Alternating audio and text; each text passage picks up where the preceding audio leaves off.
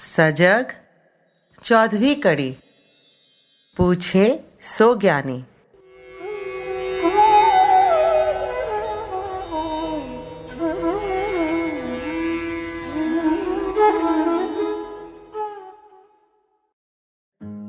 नमस्कार।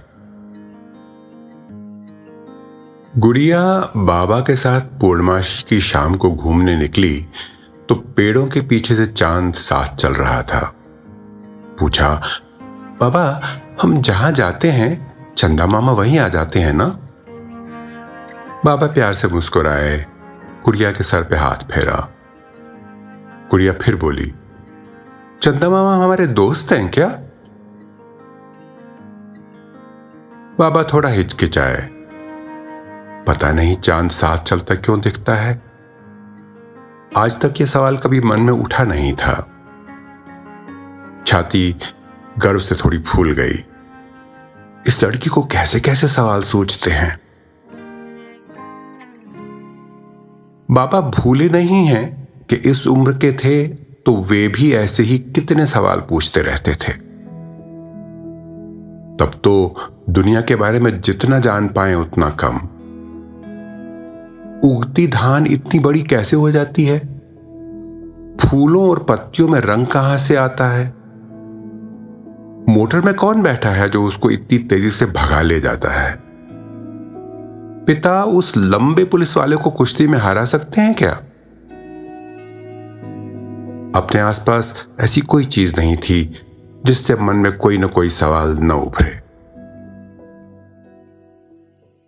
दादा के पास उनके सवालों के जवाब कम ही होते थे, पर ये जानते थे कि सवाल पूछने को जितना बढ़ावा देंगे गुड़िया के बाबा का दिमाग उतना तेजी से बढ़ेगा।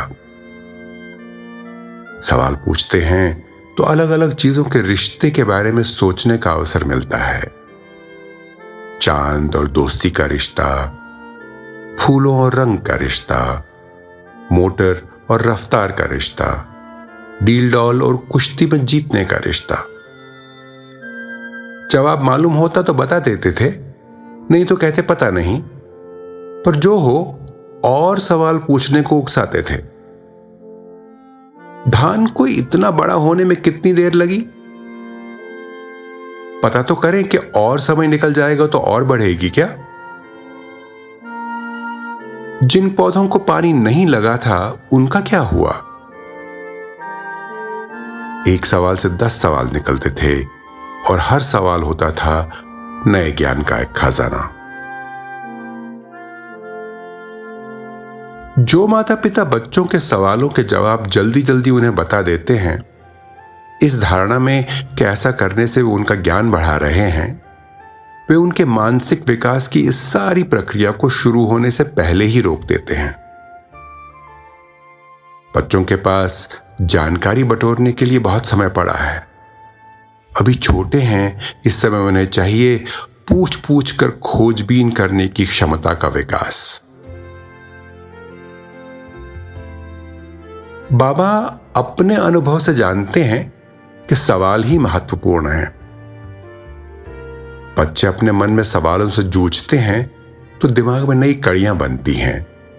समझ तो बनती ही है, ज्यादा समझने की क्षमता की नींव भी पड़ती है। यह समय उनके जवाबों को सही गलत कहने का नहीं, उनके मन में चल रही कहानियों को समझने का है। उनकी कल्पना शक्ति को स्वतंत्र छोड़ देने का है। मोटर के अंदर एक 8 पांव वाला पहलवान है जो मोटर को तेजी से भगाता है। अच्छा, देखें तो 8 पांव वाला पहलवान कैसे चलता होगा? 4 पांव वाला कैसे चलता है? तुम्हें मोटर को भगाना है तो कैसे भगाओगे?